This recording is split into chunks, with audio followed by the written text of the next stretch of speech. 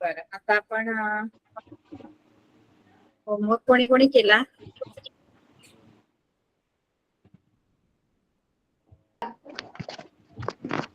बरं, आपलं कुठपर्यंत आलं होतं ते तरी आठवते का?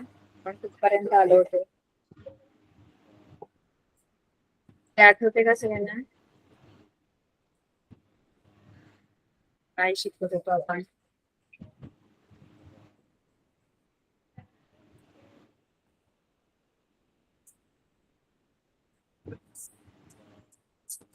ग्राफ काढले होते. ग्राफ नंतर आपण हे पण शिकलो का? Cramer's rule. Yes ma'am, Cramer's rule चुकलो तो.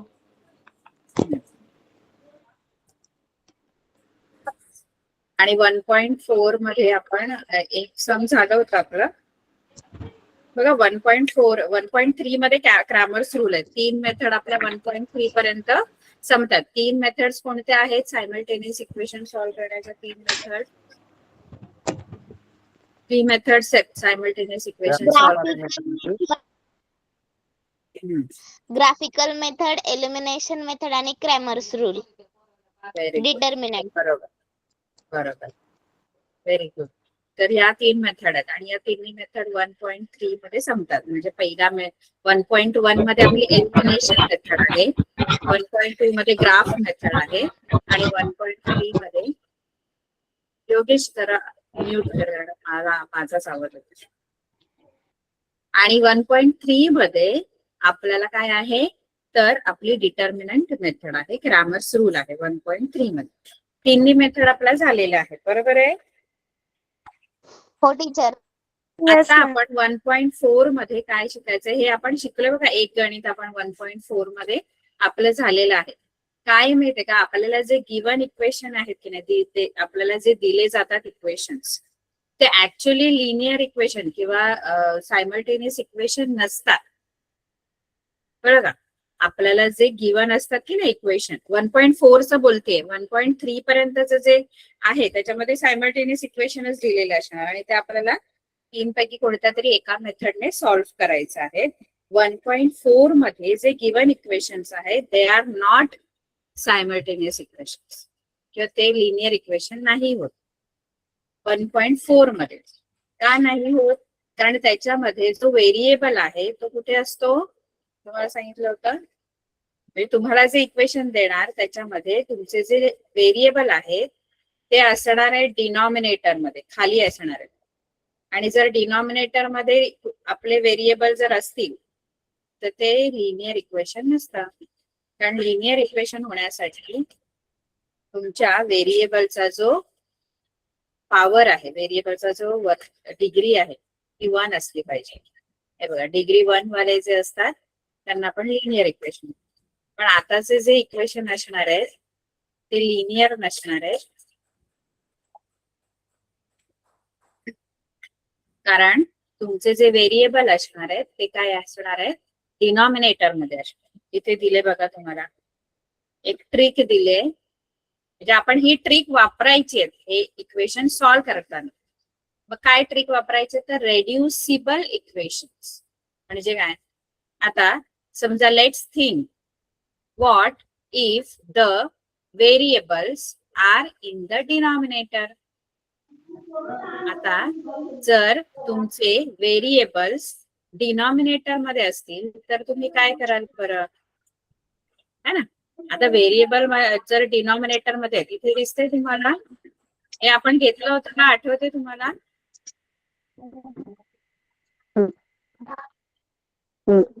बघा इथे बघा, हे इक्वेशन दिसते सर्वांना. 3/x, म्यूट करा सर्वांनी. 3/x minus 4/y is equal to 8. या इक्वेशन मध्ये हे जे इक्वेशन तुम्हाला गिवन आहे, या इक्वेशन मध्ये तुम्हाला दोन्ही व्हेरिएबल एक्स आणि वाय कुठे दिसतात? एक्स आणि वाय कुठे दिसतात? डिनॉमिनेटर, डिनॉमिनेटर मध्ये, छेदामध्ये, बरोबर आहे. आता जर डिनॉमिनेटर मध्ये जर तुमचे जर व्हेरिएबल्स आहेत तर it is not said to be a linear equation. त्याला आपण लिनियर इक्वेशन नाही म्हणू शकत. का? कारण जर छेदात डिनॉमिनेटर जातो की नाही तर त्याचं जे पॉवर आहे ना ती -1 होतं. आता हा जो एक्स आहे ना 3/x म्हणजे काय, तर 3x⁻⁻1 आहे. आणि -1 पॉवर नाही चालत, 1 पाहिजे असते. लिनियर साठी व्हेरिएबलची जी पॉवर आहे ती किती असायला पाहिजे असते? 1. वन. पण इथे One. -1 असणार. हा, इथे -1 कारण तो डिनॉमिनेटर मध्ये आहे. म्हणजे ऍक्च्युली तो नॉट लिनियर आहे, म्हणजे तो लिनियर नाहीये इक्वेशन. ठीक आहे. व्हेरिएबल 2 आहेत त्याच्यामध्ये, एक्स आणि वाय असे 2 व्हेरिएबल आहेत, पण त्याला लिनियर नाही म्हणत आपण. आपल्या जे लेसनचं नाव आहे ते आहे लिनियर इक्वेशन इन 2 व्हेरिएबल. पण इथे 2 व्हेरिएबल आहेत पण तो लिनियर नाहीये. पण तरी सुद्धा आपण काय करू शकतो माहिती का, एक ट्रिक वापरू शकतो. जी ट्रिक तुम्हाला त्यांनी वापरायला सांगितले. ट्रिक काय वापरायला सांगितलंय, तर रेड्युसिबल इक्वेशन अशी ट्रिक वापरायला सांगितलं. रेड्युसिबल म्हणजे काय, एक प्रॉपर असं सबस्टिट्यूशन करून, म्हणजे एक आपण काहीतरी सबस्टिट्यूट करायचं दुसरे व्हेरिएबल. म्हणजे आपल्याला दिलेले आहेत एक्स आणि वाय, तर त्याच्या ठिकाणी दुसरे व्हेरिएबल आपण सबस्टिट्यूट करायचंय की जेणेकरून आपलं जे इक्वेशन आहे, दिलेले इक्वेशन जे आहेत ते लिनियर इक्वेशन मध्ये रेड्यूस झाले पाहिजे. रेड्यूस म्हणजे रूपांतरित झाले पाहिजे. आपले इक्वेशन लिनियर इक्वेशन नाहीयेत, पण आपण प्रॉपर असं सबस्टिट्यूशन केल्यानंतर तेच इक्वेशन लिनियर मध्ये कन्वर्ट होऊ शकतात, रेड्यूस होऊ शकतात. कळलं? जसं आता इथे बघा 3/x आहे. 3/x ला आपण 1/x च्या जागी m आपण हे घेतलंय का, हो की नाही, फक्त मला सांगा. आपलं झालंय का हे रेड्यूस कसं करायचं ते मला सांगितलं होतं का? आपला इंग्लिश मिडियमचा क्लास आहे की मराठी मिडियमचा? इंग्लिश मिडियमचा आहे की नाही?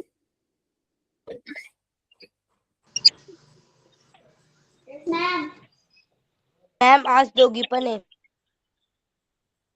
दोन्ही पण आहे. पण आता 7:30चा आपण इंग्लिश मिडियमचा आहे. मॅम सेमी आणि एकत्र आहे. English yes ma'am. एकत्र आहे. Yes ma'am. नाही.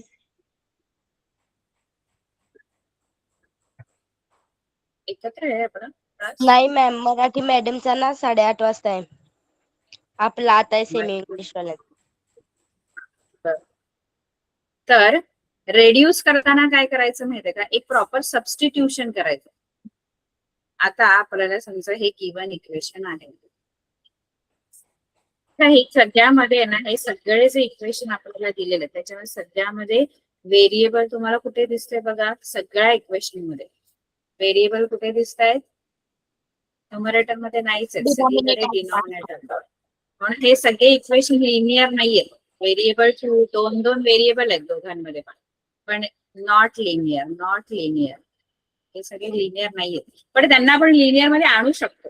प्रॉपर सबस्टिट्यूशनने आपण त्यांना आणता येतं. कळलं का? काय सबस्टिट्यूट करायचं, तर तुम्हाला सांगितलं होतं बघा, मी पहिलं गणित सोडवलेलं, तुम्हाला आठवतंय की का पहिलं गणित आपण सांगितलेलं होतं फर्स्ट वालं. मी सेकंड शिकवते, फर्स्ट वाला पुन्हा नाही शिकवत, कारण फर्स्ट वाला आय थिंक मी तुम्हाला शिकवलं होतं की नाही? येस मॅम, फर्स्ट वाला शिकवलं होतं.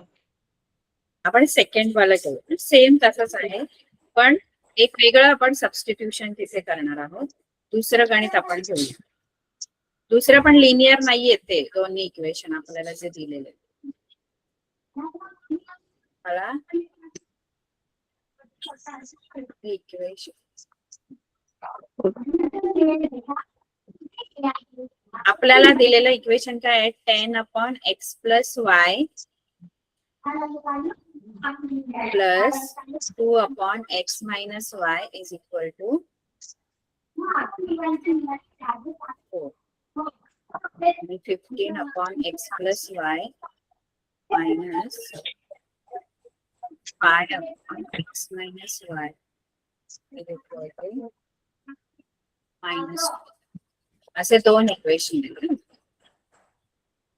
आता इथे बघा हे लिनियर नाहीयेत. कारण लिनियर नाहीयेत कारण इथे व्हेरिएबल सगळीकडे डिनॉमिनेटर मध्ये. ठीक आहे.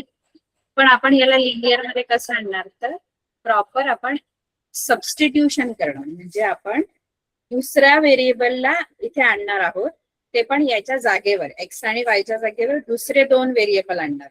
मग आपण इथे कसं सबस्टिट्यूट, 10/x + y आहे ना, तो 10/x + y मी कसं लिहिणार माहितीये का, 10 × 1/x + y. कारण हे मी लिहू शकते 10 बाजूला गेला न्यूमरेटर मधला आणि जो x + y आहे डिनॉमिनेटर मध्ये तो पार्ट मी वेगळा ठेवते. 1/x + y. x + y वरती नाही लिहायचं, खाली आहेत म्हणजे ते खालीच लिहावे लागेल. 1/x + y. म्हणजे हा जो 10/x + y आहे तो मी असा लिहू शकते, 10 × 1/x + y. लिहू शकते की नाही? लिहिता येईल मला हे असं? Yes ma'am. Yes teacher. आता हा जो 10/x + y आहे तो मी असा लिहिला, बरोबर आहे. त्याच्यानंतर 2/x - y आहे तो मी कसा लिहेन, 2/x - y. 2 × 1/x - y. हा बरोबर, व्हेरी गुड. आणि इज इक्वल टू 4. ठीक आहे. असं मी जरासं त्याला मॅनिप्युलेट करते. म्हणजे मला कारण सबस्टिट्यूट करायचंय ना, वेगळा व्हेरिएबल आणायचंय, तर तो मी कोणाच्या जागेवर आणणार ते बघाय. आता दुसऱ्या इक्वेशन मध्ये पण 15 × 1/x + y - 5 × 1/x - y is equal to -2. आता मी सबस्टिट्यूशन कसं करणार माहितीये का, बघा जे सारखं दिसते ना त्याच्या जागी मी सबस्टिट्यूट करणार. म्हणजे काय सारखं दिसतंय मला, हे बघा, हे 1/x + y 1/x + y. तर हे 1/x + y आहे की नाही, त्याच्या जागेवर मी एक व्हेरिएबल वेगळा x आणि y सोडून कोणताही दुसरा व्हेरिएबल मी इथे सबस्टिट्यूट करणार. 1/x + y च्या जागेवर जिथे जिथे 1/x + y आहे तिथे मी वेगळा व्हेरिएबल घेते. समजा आपण a घेऊया, मी काय करणार, put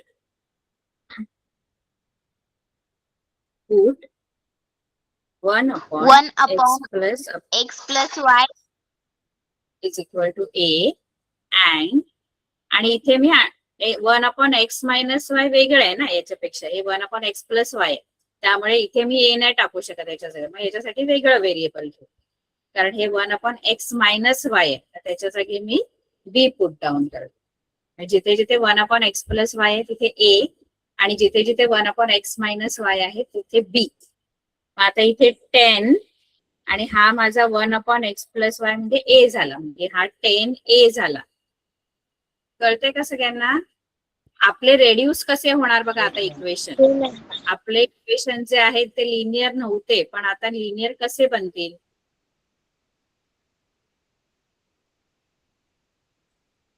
1/x - y is equal to b. मग कसे बनतील, 10 हा इथे a येणार, इथे a याच्या जागेवर है ना, +2 याच्या जागेवर b येणार, बरोबर आहे, इज इक्वल टू 4. असं आपलं एक इक्वेशन बनेल. 10a + 2b + 2b is equal to 4. हे आपलं पहिलं इक्वेशन बघा. आता हे लिनियर मध्ये कन्वर्ट झालं आणि दुसरं इक्वेशन बनेल 15a - 5b. आता मला ही जी दोन इक्वेशन मिळाली की नाही, सायमल्टेनियस इक्वेशन, कारण दोन्ही व्हेरिएबल न्यूमरेटर मध्ये डिनॉमिनेटर मध्ये नाहीयेत. ह्यांना आपण लिनियर इक्वेशन म्हणू शकतो. ओके, हे लिनियर इक्वेशन आहेत की नाही दोन, हे आणि हे दोन्ही equation linear equation two variable किंवा सायमल्टेनियस इक्वेशन यांना म्हणू शकतो. कारण इथे व्हेरिएबल काय डिनॉमिनेटर नाहीये, डिनॉमिनेटर मध्ये नाही आहे, न्यूमरेटर मध्ये आहे. तर आता हे इक्वेशन मला सॉल्व्ह करायचं. इक्वेशन सॉल्व्ह करण्यासाठी नेहमी एलिमिनेशन मेथड जास्त आपण प्रिफर करतो. एलिमिनेशन मेथड वापरायचं. इथे काय करायचं आता, कोणता तरी एक व्हेरिएबल मला एलिमिनेट करायचंय. कोणता करूया, ए करूया की बी करूया? एलिमिनेट करायचं. एलिमिनेशन मेथड वापरायची सॉल्व्ह करण्यासाठी. टीचर कोणता होऊ व्हेरिएबल शकत नाही. कोणता व्हेरिएबल एलिमिनेट करायचा? का नाही होऊ शकत? हा, आता होऊ टीचर त्याला शकत नाही. मल्टिप्लिकेशन करून. हा, मल्टिप्लाय variable- करावं लागतं. आपण आता ठरवावं लागणार की आधी ठरवायचं की कोणता व्हेरिएबल मला एलिमिनेट करायचा आहे. कोणता करायचा आहे? ए करूया की बी करूया? कोणता व्हेरिएबल एलिमिनेट करूया? ए घालवायचा की बी? बी घालवायचा. ठीक आहे. आता आपण ठरवलं की बी एलिमिनेट करायचं. मग बी चा कोइफिशियंट इक्वल पाहिजे. आहे का कोइफिशियंट इक्वल? नाही.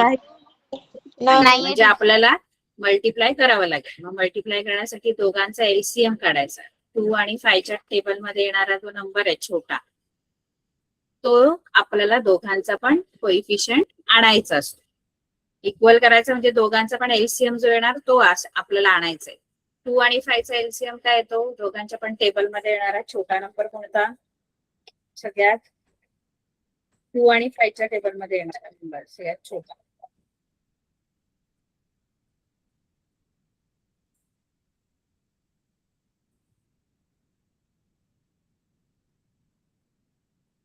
टेन. 10. दोघांच्या पण टेबल मध्ये येणारा सगळ्यात छोटा नंबर जो आहे तो 10 आहे. म्हणजे आपल्याला दोघांचा पण कोइफिशियंट आता किती आणायचं आहे? इथे पण 10 आणायचं. इक्वल करायचंय ना, मग 10च करावा लागेल.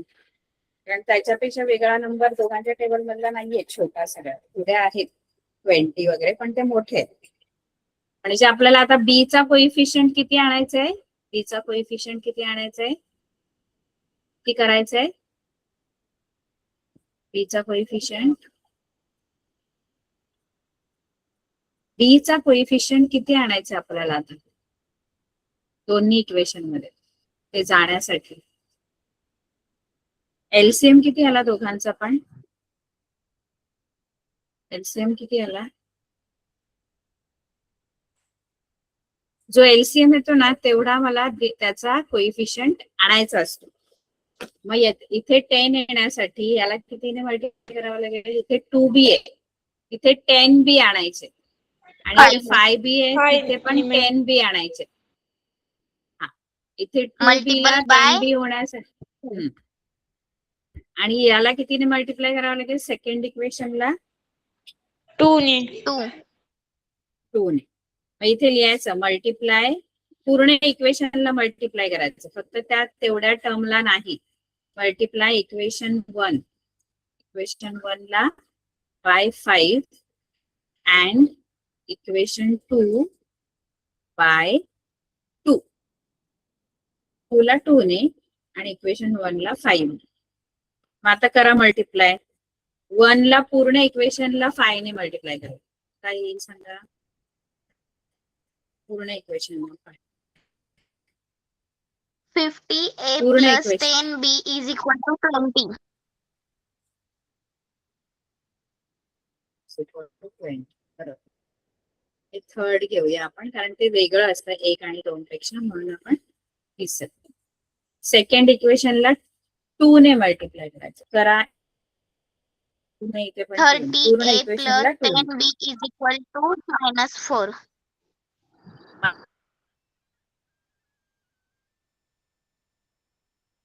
Minus 10b is equal to -. Equation equal झाली नाही. आता बीचा कोएफिशियंट इक्वल झाला तर त्याच्या साइन बघायचं सेम आहे की वेगवेगळे आहे, कारण जाण्यासाठी वेगवेगळ्या साइन पाहिजे असते. कशा आहेत साइन? कशी आहे दोघांची पण? जो टर्म मला घालवायचा आहे त्याच्या साइन कशा आहेत? सेम आहेत की वेगवेगळ्या आहेत? वेगवेगळ्या आहेत म्हणजे ते तशा पण जाणार आहेत. मग इक्वेशनला काय करायचं? इक्वेशनचं ऍडिशन करायचं की सबट्रॅक्शन? इक्वेशनचं बोलते, टर्मचं नाही. इक्वेशनला काय करायचं? सबट्रॅक्शन. इक्वेशनला ऍड. तेव्हा तुम्ही मुलांना गोंधळ काय करता माहिती आहे? मी इक्वेशन बोलते, तुम्ही टर्मचं बोलताय. हे टर्म सबट्रॅक्टच होणार आहे. मी इथे काय लिहू? इथे प्लस लिहू की इथे मायनस लिहू? मायनस मायनस मायनस येईल Plus. मॅम. मायनस येईल मॅम. मायनस येईल. कोणाकोणाचं उत्तर मायनस आहे? कोणाकोणाला वाटतं मायनस आहे, कोणाकोणाला प्लस आहे? म्हणजे इक्वेशनचं ऍडिशन करायचं की subtract? Addition. Subtraction. Addition. Addition कधी करायचं आणि मॅम सबट्रॅक्शन कधी ऍडिशन करायचं? करायचं. ऍडिशन जर का केली तर पुढच्या साईन चेंज होणार. सबट्रॅक्शन केले साईन चेंज होती. बरोबर. मॅम सबट्रॅक्शन केलं की साइन चेंज होत असतात. ऍडिशन केलं की साइन तसे जसे जसे राहत असतात. आणि सबट्रॅक्शन कधी करायचं? जेव्हा आपल्याला साईन चेंज करायची काय असते? आपल्याला जेव्हा दोघांची साईन सेम असेल, आता इथे प्लस आहे ना आणि इथे पण समजा प्लस असतं, प्लस 10b असतं, तर ते गेले असते का? प्लस 10b नाही. नाही. मग मला एकाची साईन चेंज करावी लागली असती. इथे कोणाची तरी साईन चेंज, याची साईन चेंज करावी लागेल, प्लसची मायनस करावी लागेल. पण मग साईन चेंज कोणामुळे होते? साईन चेंज प्लस मुळे नाही होत, मायनस सबट्रॅक्शन मुळे साईन चेंज होते. म्हणजे जेव्हा तुम्हाला जो व्हेरिएबल घालवायचा आहे की नाही, हे नीट समजून घ्या. हे समजणं फार गरजेचं आहे. तुम्हाला खूप इम्पॉर्टंट गोष्ट हीच आहे या लेसन मध्ये, की ऍडिशन कधी करायचं आणि सबट्रॅक्शन कधी. इक्वेशनचं जर तुम्हाला तुमचा व्हेरिएबल घालवायचा आहे आणि त्याची साईन जर सेम आहे ना, तर मग सबट्रॅक्शन करा. इक्वेशनचं सबट्रॅक्शन करायचं, टर्म, कारण इक्वेशनला सबट्रॅक्ट केल्यानंतर खालचे सगळे जे टर्म्स आहेत त्यांची साईन चेंज होते. जसं मी सांगितलं मगाशी, इथे पण प्लस असतं तर काय झालं असतं? मला सबट्रॅक्शन करावं लागलं असतं, कारण सबट्रॅक्शनमुळे साईन चेंज होतात आणि मग हे गेलं असतं. कारण साईन सेम असल्यावर काय जाणार नाही आणि ऍडिशनमुळे साईन चेंज होत नाही. पण आता ते इथे मायनस आहे ऑलरेडी आणि ते तसे पण जाणार आहे. आता इथे मला साईन चेंज करायची गरज आहे का याची? 10b ची, या खालच्या 10b ची साईन चेंज करायची गरज आहे? ते तसे पण काय होणार आहे? तसे पण ते काय होणार आहे? जाणार आहे. मग तेव्हा ऍडिशन करायचं. आता जेव्हा साईन चेंज करायची गरज नाहीये, ऑलरेडी ती वेगवेगळी आहे साईन, जो मला व्हेरिएबल घालवायचंय की नाही, ज्याला मला एलिमिनेट करायचंय, त्याची साईन दोघांची पण आधीच जर वेगवेगळी आहे तर मला काही टेन्शनच नाही. ऍडिशन करा सरळ, कारण मला साईन समजते का मी काय बोलते? कळून Yes, घ्या ma'am. मी काय बोलते. सगळ्यांना कळलं का? हो मॅम. मॅम ऍडिशन कधी करायचं? जेव्हा आपल्याला जो व्हेरिएबल घालवायचा आहे त्याची साईन वेगवेगळी असेल ना, तेव्हा इक्वेशनला ऍड करा. सबट्रॅक्ट होणार, टर्मच्या साईन नुसार ते जाणार, सबट्रॅक्ट होणार. मी इक्वेशनचं विचारते, इक्वेशन ऍड होणार आहे, इक्वेशनला ऍड करायचं. कारण मला साईन जेव्हा चेंज करायची गरज नसते तेव्हा मी ऍडिशन करते, आणि जेव्हा मला साईन चेंज करायची गरज असते तेव्हा मी सबट्रॅक्शन करते. आता इथे ऍडिशन करणार, त्यामुळे कोणाची साईन चेंज होणार नाही, ऍज इट इज राहणार. मग इथे काय होईल हे दोघं आता. त्यानंतर आपण बाकी सगळं जे आहे ते रूल प्रमाणे, आपला ऍडिशनचा जो रूल आहे त्याप्रमाणे साईन नुसार सेम साईनला ऍड करायचं, मोठ्या नंबरची साईन, वेगवेगळ्या साईनला सबट्रॅक्ट करायचं, मोठ्या नंबरची साईन. याचं उत्तर काय येईल? +50. किती येईल 80 answer? Ma'am. 80 plus 10b minus 10b cancel. Cut. त्यानंतर +20 मायनस 4 16. +16 मोठ्या नंबरचं साईन. ठीक आहे. आता ए इथेच ठेवायचा. 80 16 85. हा, पण 80 खाली घ्यायचा. मुलं गडबडीमध्ये काय करतात माहिती, 80 वरती 16 खाली, तसं नाहीये हे. 80 खाली येणार आहे, म्हणजे 16 1 जा 16 5 जा. म्हणजे ए च काय किती आन्सर आलं? ए किती आलेला आहे? ए इज इक्वल टू 1/5 1/5. आलेला आहे. 5 नाहीये, 5 नाहीये, नीट लक्षात घ्या. 1/5 आहे. ठीक आहे. आता ही व्हॅल्यू जी आहे ती कोणत्या तरी या इक्वेशन मध्ये, फर्स्ट इक्वेशन मध्ये मी टाकते. फर्स्ट इक्वेशन घेते. Put a equal to 1/5 in equation 1. Equation 1 काय होतं आपलं?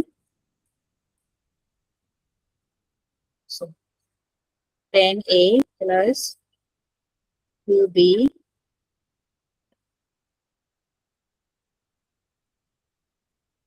इथे a च्या जागेवर मी 1/5 टाकते. 10 into 1/5 a च्या जागेवर. हा 10 घेतला आणि a च्या जागेवर 1/5 दोघांमध्ये multiplication plus 2b is equal to 4. आता इथे 5 डिनॉमिनेटर मध्ये, 10 न्यूमरेटर मध्ये, मग इथे तुम्ही डिव्हिजन करू शकता. 5 1 जा 5, 5 2 जा 10. बरोबर आहे?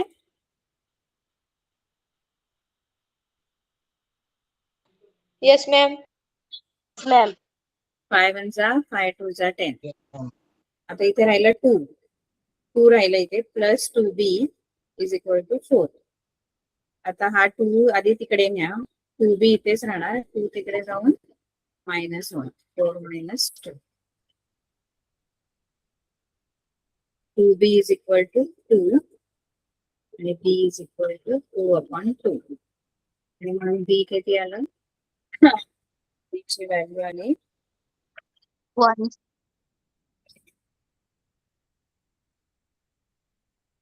1.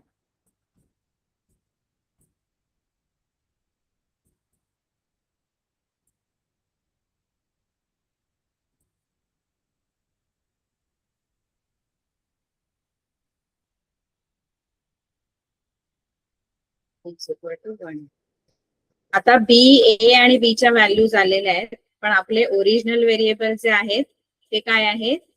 ते आपले एक्स आणि वाय आहेत. मग आपण जे पुट डाऊन केलं होतं बघा, अज्युम केलं होतं, ए म्हणजे काय अज्युम केलं होतं? ए म्हणजे काय घेतलं होतं? कोणाच्या जागी एला 1/x सबस्टिट्यूट plus केलं y. होतं? हा, 1/x plus y is equal to a होतं आणि इज इक्वल टू बी होत. मग आता आपल्या ज्या व्हॅल्यूज ए आणि B बी होता. च्या आल्या त्या इथे टाकूया आपण. 1/x plus y is equal to a ची व्हॅल्यू काय आली? ए ची व्हॅल्यू काय आली आहे? 1/5. 1/5. ठीक आहे. आणि इथे 1/x minus Y is equal to B, B1 आलेला आहे. ठीक आहे. आता इथे क्रॉस मल्टिप्लाय करा, तुम्हाला आणखी 2 इक्वेशन परत मिळणार आहेत. कारण बघा नेहमी नाही, फक्त x plus Y, x minus Y असेल ना की पुन्हा तुम्हाला इक्वेशन मिळतात. आणि परत ते फक्त नॉर्म आपण असंच छोटे इक्वेशन असतात, त्यांना फक्त ऍड करा की तुम्हाला आन्सर मिळून जाणार. ठीक आहे. इथे क्रॉस मल्टिप्लाय जर तुम्ही केलं तर इथे एक्स प्लस वाय इंटू 1 आहे. X plus Y into 1, x plus Y, कोणत्याही नंबरला 1 ने मल्टिप्लाय केलं तेच मिळतं. आणि इकडे 5 1 जा 5 म्हणजे x plus y is equal to 5. आणि इकडे पण क्रॉस 1 म्हणजे 1/1 आहे, इकडे पण क्रॉस मल्टिप्लाय केला, x minus Y into 1, x minus Y, आणि 1 इंटू 1 1 असे ना आपल्याला 5 आणि 6, कारण ते आपले 3 4 होते म्हणून इथे 5 आणि 6 असे 2 इक्वेशन मिळाले बघा परत. पण हे खूप सोपे इक्वेशन आहे, यांना फक्त एकाखाली एक घ्या.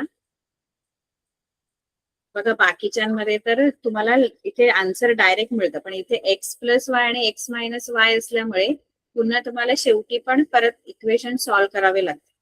बघा बाकीची जी गणित आहेत ना,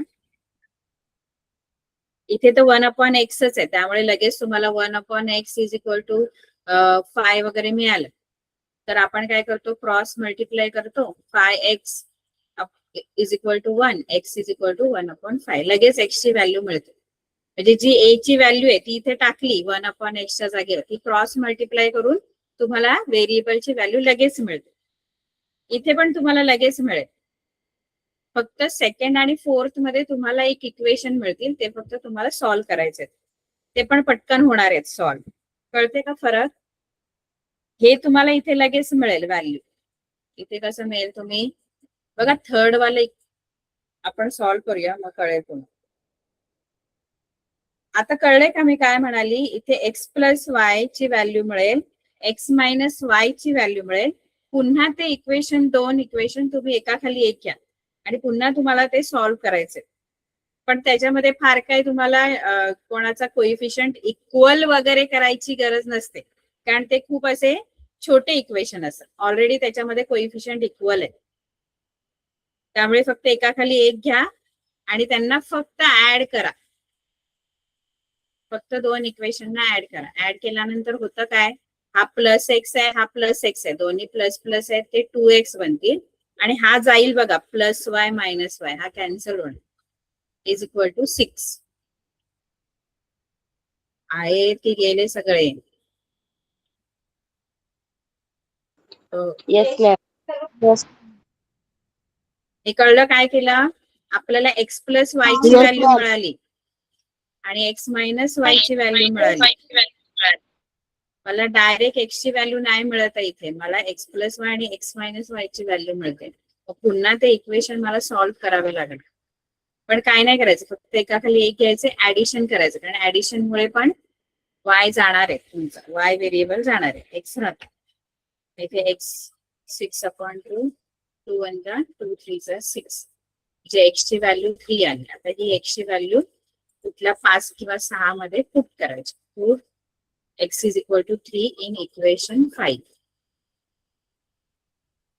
5 मध्ये काय आहे? x plus y is equal to 5. x च्या जागेवर 3 टाकलं, plus y is equal to 5. y इथेच ठेवायचा, 3 कडे जाऊन -1. y ची व्हॅल्यू किती आली? 2 झालं. म्हणजे x 3 आलं आणि y 2. हे तुमचं सोल्युशन. कळलं? x is equal to 3 and y is equal to 2. हे सोल्युशन आहे. काय काय केलं कळलं आपण? आधी काय केलं आपण? असं लिहिलं बघा. 10/x plus y जे आहे ते 10 into 1/x plus y. 2/x minus y ते 2 into 1/x minus y is equal to 4. 15/x plus y आहे ते 15 into 1/x plus y. आणि 5/x minus y ते 5 into 1/x minus y is equal to -2. ठीक आहे? बरोबर आहे?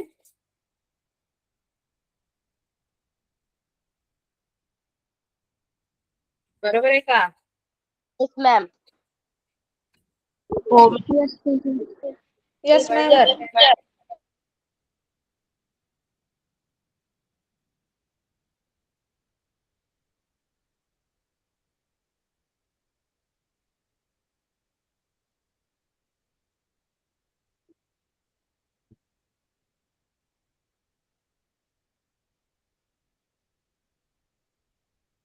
कळलं का सोल्युशन सगळ्यांना? Yes ma'am. मग आपल्याला दोन लिनियर इक्वेशन इन 2 व्हेरिएबल मिळाले बघा. 10a plus 2b is equal to 4 आणि 15a minus 5 is equal to -2. आपण b चा कोइफिशियंट इक्वल केला, a ची व्हॅल्यू काढली, मग ती a ची व्हॅल्यू पुट डाऊन केली एका इक्वेशन मध्ये, b ची व्हॅल्यू काढली. आपण जे ओरिजिनल अज्युम केलं होतं 1/x plus y 1/x minus y, त्याच्यामध्ये a च्या व्हॅल्यूज टाकल्या, क्रॉस मल्टिप्लाय केलं आणि 2 मिळाले. ते फक्त मी ऍड केले इक्वेशन, मला x ची व्हॅल्यू मिळाली. मग ती x ची व्हॅल्यू एका इक्वेशन मध्ये या 5 किंवा 6 मधल्या एका इक्वेशन मध्ये पुट डाऊन केले आणि y ची व्हॅल्यू मिळाली. कळलं? Yes ma'am. Yes ma'am. आता मी पुढची जी 2 गणित आहे ती पटापट सॉल्व्ह करणार. फक्त तुम्हाला कळतंय का बघा, कारण आपल्याला हा लेसन संपून 2 चं पण लेसन पहिला चालू करायचंय. ठीक आहे? आपण कधी कधी ना एकच लेसन घेतोय. करायचं तिसरं सॉल्व, थर्ड वाला. Yes ma'am. Yes ma'am. मला फक्त इक्वेशन सांगा काय आहे तर पटापट इक्वेशन सांगा काय. 27/2 x minus 2 plus 27. x minus 2 plus y plus 3. Is equal to बोला 85. 85. 31 upon x plus 31 upon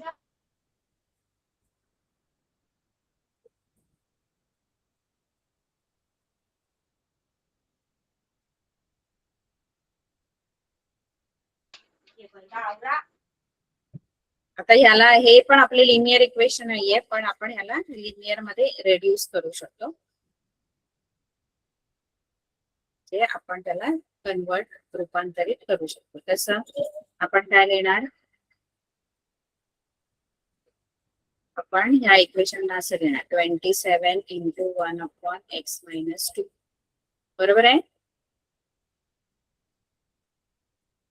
बरोबर आहे की नाही? Yes, ma'am. 27 into 1 upon x minus 2 plus 31 into 1 upon y plus 3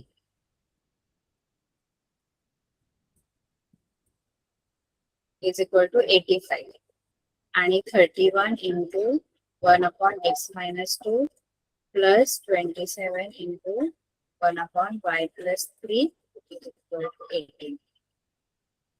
आता याच्यामध्ये आपण सबस्टिट्यूशन कसं करणार? सबस्टिट्यूशन कसं करणार आहे? पुट कोणाच्या जागेवर एम किंवा एन किंवा ए किंवा बी पुट डाऊन करणार? 1 upon x minus 2 is equal is equal to n देऊ चला आणि 1 upon y plus 3 is equal to n. मग आपले इक्वेशन कसे बनतील?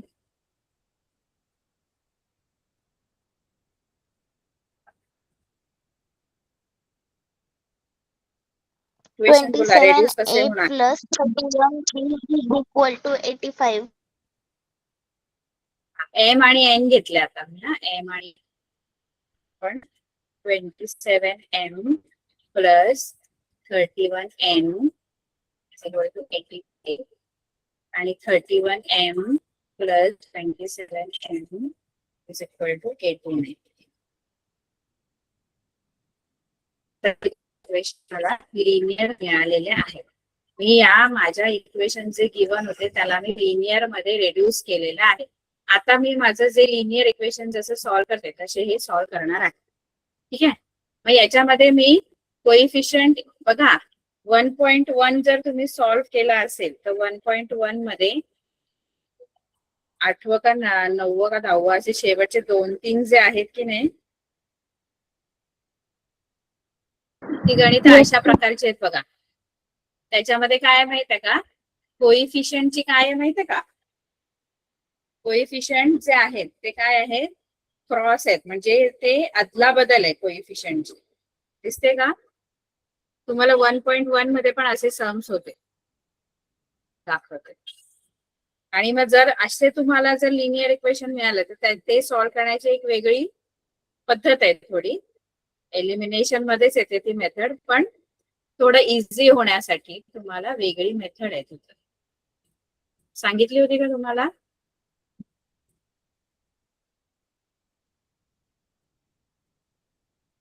हे बघा 7वं 8वं गणित शेवटचे 2 याच्यामध्ये पण बघा इथे जो एक्सचा कोइफिशियंट आहे 99x plus 101y is equal to 499. इथे जो इथे वायचा आहे ना तो इथे एक्सचा कोइफिशियंट आहे आणि जो एक्सचा आहे ना तो तिथे वायचा आहे. असं आहे. म्हणजे कोइफिशियंटची काय आहे, आदला बदल. काय आहे कोइफिशियंटची? आदला बदल. आदला बदल कळते म्हणजे पहिल्या मॅम मला इक्वेशन त्याच्यातलं मध्ये 1 नंबरचं सांगता का? काय कसं मॅम तिच्यातलं 8 नंबरचं सांगता का? याच्यातला नाही, मी पहिले काढलं होतं. 1.1 हा तसंच हा. आहे ना हे गणित. हे मग आपण सॉल्व्ह करूया, मग तुम्हाला आठवेल काय करायचं. ही गणित पण अशीच सॉल्व्ह करायची. जसं मी आता हे सोडवणार की नाही तसंच ते पण सॉल्व्ह करायचे. आता इथे आपण काय करतो माहितीये का, जेव्हा पण कोइफिशियंटची अदलाबदल असते तेव्हा आपण बघा जनरली काय करतो, कोइफिशियंट इक्वल करतो. आधीच्या गणितामध्ये आपण काय केलं बघा, असे तुम्हाला 2 इक्वेशन मिळाले होते है ना. मग आपण काय केला, पी चा कोइफिशियंट इक्वल केला. बरोबर केला की नाही. कोणत्या तरी एका व्हेरिएबलचा कोइफिशियंट आपण इक्वल करू, हो की नाही. मगाशी जे गणित आपण बघितला, आपण काय करतो की आपल्याला दिलेलं जे इक्वेशन आहे त्याच्यामध्ये कोणत्या तरी एका व्हेरिएबलचा आपण कोइफिशियंट इक्वल करतो. पण जर तुम्हाला असं गणित आलं ना ज्याच्यामध्ये कोइफिशियंटची अदलाबदल आहे, तिथे तुम्ही ते करू नका. काय करू नका माहितीये का, कोइफिशियंट इक्वल नाही करायचं कोणाचाच, ना एक्सचा करायचा किंवा कोणते पण 2 व्हेरिएबल असतील त्याच्यापैकी कोणाचंच कोइफिशियंट इक्वल करत बसायचं नाही. ना एमचा करायचा ना एनचा करायचा. मग काय करायचं सांग, हे नीट लक्षात ठेवायचं, पुन्हा नाही सांगणार. कोइफिशियंटची जेव्हा अदलाबदल असेल तेव्हा कोणत्याही व्हेरिएबलचा कोइफिशियंट इक्वल करत बसायचं नाही. इथे ना मी एमचा कोइफिशियंट इक्वल करणार ना एनचा. पण हे फक्त याच केसमध्ये असतं, बाकीचे सगळे सोडवताना आपण एम आणि एनचा कोइफिशियंट इक्वलच करावा लागतो, कुठल्या तरी एकाचा. पण इथे मी नाही करणार, कारण इथे जरा वेगळं गणित आहे. वेगळं काय आहे याच्यामध्ये वेगळे पण हे आहे की याच्यामध्ये कोइफिशियंटची अदलाबदल आहे. तेव्हा एक वेगळी पद्धत आहे, ती फक्त वेगळी लक्षात ठेवायची. मग अशा केसमध्ये आपण काय करतो माहितीये का, तशीच्या तसे इक्वेशन घेतो, उचलतो आणि एकदा त्यांना सबट्रॅक्ट करतो तसेच्या तसे. कोणाचंही कोइफिशियंट इक्वल करायचं नाही, आहेत तसे इक्वेशन घ्यायचे, त्यांना पहिल्यांदा ऍड करायचं, तेच इक्वेशन परत घ्यायचे, त्यांना सबट्रॅक्ट करायचं. ठीक आहे, कळलं मी काय बोलली. तेच इक्वेशन जे आपल्याला आहे. तर आता मी काय करणार, पहिल्यांदा त्यांना ऍड करते, पहिल्यांदा ते ऍड करायचे तसेच्या तसे. आता ऍडिशन केल्यानंतर साइन कोणाची चेंज नाही होत, आहे तसेच राहणार. आता हे +27m हे +31m किती होणार, दोन्ही प्लस प्लस आहे.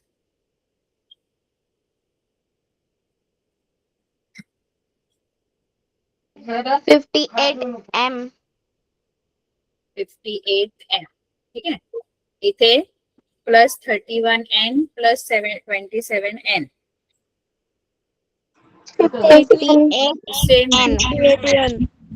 58n. इथे पण +85 +89 म्हणजे हे पण ऍड होते.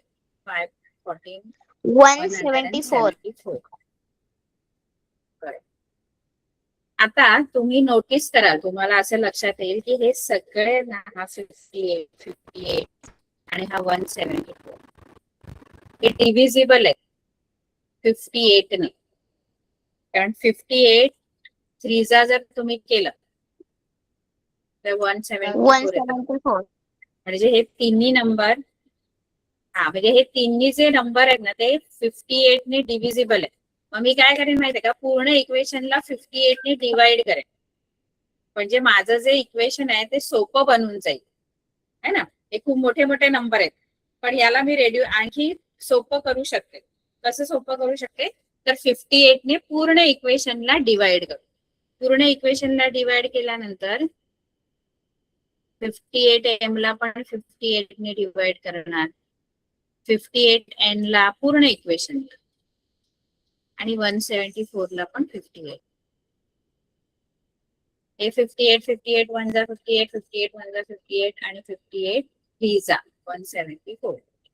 म्हणजे माझं जे इक्वेशन आहे ते कसं बनलं, इथे काय राहिलं, एम राहिला, इथे एम राहिला प्लस इथे एन राहिलं आणि इज इक्वल टू 3.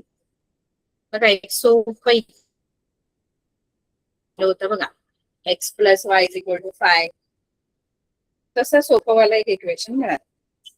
आधीचे इक्वेशन खूप कठीण होते बघा, हे असे 27m, पण त्याच इक्वेशनला ऍड करून मला एक सोपं इक्वेशन मिळालं. आता असंच आणखी एक सोपं इक्वेशन मला लागेल. मग त्याच्यासाठी मी काय करेन, तेच इक्वेशन घेईन आणि त्यांना सबट्रॅक्ट करेन आणि असंच एक दुसरं छोटंवालं इक्वेशन मी मिळवेन. दुसरं पण पाहिजे ना सॉल्व्ह करण्यासाठी सोपं इक्वेशन, जसं मगाशी x plus y is equal to 5 आणि x minus Y is equal to 1 असं मिळालं होतं बघा. 2 इक्वेशन मिळाले होते इझी वाले आणि मग आपण फक्त ते घेतले आणि त्यांना ऍड केलं. इथे पण तेच करायचं. कळतंय की नाही? हो ma'am. Yes, ma'am. 27 plus 30 80 31 plus 27. आता मी सबट्रॅक्शन करेन. सबट्रॅक्शन केल्यामुळे साइन चेंज होते हा सगळ्यांची. त्यामुळे हे प्लस आहे तो मायनस होईल, प्लसचा मायनस आणि हा पण प्लसचा मायनस, कारण सबट्रॅक्शन मध्ये साइन चेंज होते. आता साइन चेंज झालेली घ्यायची, आधीची नाही घ्यायची. हा प्लस 27m आणि हे minus 31m. Plus 27m minus 31m. याचा आन्सर काय आहे? मायनस झाली याची साइन. साइन चेंज झालेल्या घ्यायच्या सगळ्यांच्या, खालच्या सगळ्यांच्या साइन चेंज झाल्यात, त्या चेंज झालेल्या साइन घ्यायच्या. Plus 27m minus 31m. उत्तर किती येणार? आन्सर काय येणार? Plus 27m minus 31m. Addition होईल की सबट्रॅक्शन? -4m.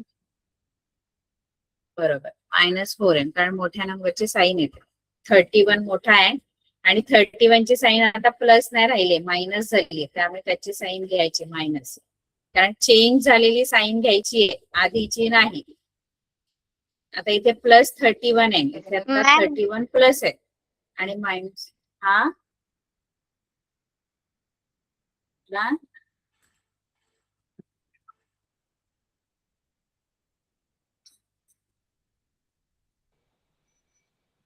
आपण इक्वेशन 2 मधून 1 सबट्रॅक्ट करू शकतो ना, मग आपल्याला ते -4m येते ते +4m येईल.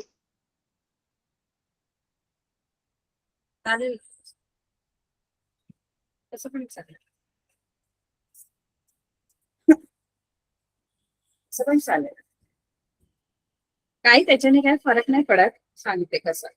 आता इथे +4n येणार, बरोबर आहे, कारण मोठा नंबर 31n आणि इथे +85 आणि -89. याचं उत्तर किती येईल? +85 -89.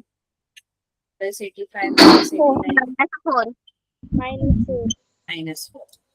आता या सगळ्याला 4 ने डिव्हिजिबल आहे, त्यामुळे 4 ने डिवाइड करायचं. 4 ने डिवाइड केलं की -m + n, 4 निघून जाणार सगळ्यांनी आणि इथे -1 राहणार, बरोबर आहे. इथे 4 ने डिवाइड केला, इथे 4 ने, इथे 4 ने, इथे 4 गेला, इथे 4 गेला आणि इथे 4 1 दा 4, इथे 1 राहिला मायनस, बरोबर आहे. बरोबर आहे. तुम्हाला मिळालं. हे चौथं इक्वेशन आहे, तसंच ठेवा. आता ही जी 2 इक्वेशन मिळाले ती फक्त एका खाली एक घ्या. m + n = 3 मिळालंय आणि -m + n = -1. हे तिसरं, हे चौथं. आता यांना फक्त ऍड करा, काय करू नका, फक्त ऍड करा. आता ऍड केल्यानंतर आता कोण जाईल? m जाईल की n जाईल इथे? कारण आता तर साइन चेंज नाही करायचे आपल्याला. ऍडिशन, इक्वेशनचं ऍडिशन केल्यावर साइन नाही चेंज आहे. त्या साइन मध्ये कोण एलिमिनेट होईल? आता m एलिमिनेट होईल. M cancel mचं साइन वेगवेगळं. N1 आला. 2n = हे +3 आणि -1, +3 -1 2n आणि n 2 N1 आला ना. n1 आला, बरोबर. n1 आल्यानंतर m शोधायचं आपल्याला. m + n = 3, m + 1 = 3, m = 3 - 1. M त्यामुळे M M equals 2 to आला 2. ठीक आहे. आता M आणि N आपले ओरिजिनल नाही आहेत. आपले original 1/x-2 is equal to M आपण पुट डाऊन केलेला आणि 1/y+3 is equal to N है ना. आता M आपला 2 आलेला आहे.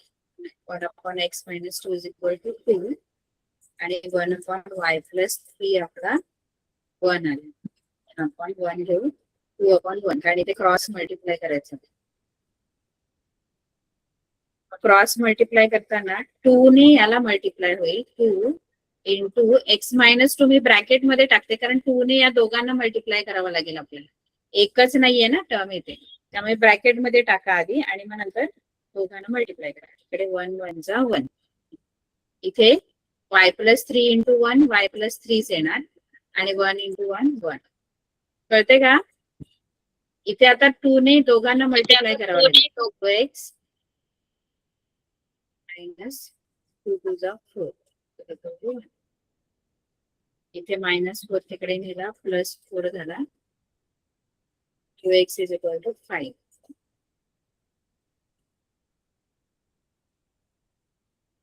x इज इक्वल टू 5/2 आणि इकडे y इकडे ठेवून +3 तिकडे नेला -3 झाला. y is equal to 1 y ची व्हॅल्यू -2. x ची 5/2 आली आणि y ची -2. कळलं का.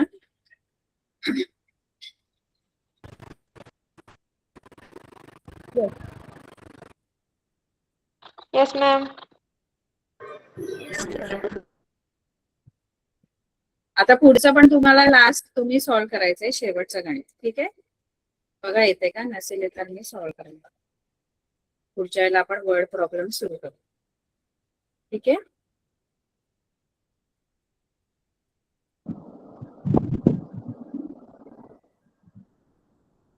ठीक आहे चालेल. Bye good night. Bye, ma'am. Teacher.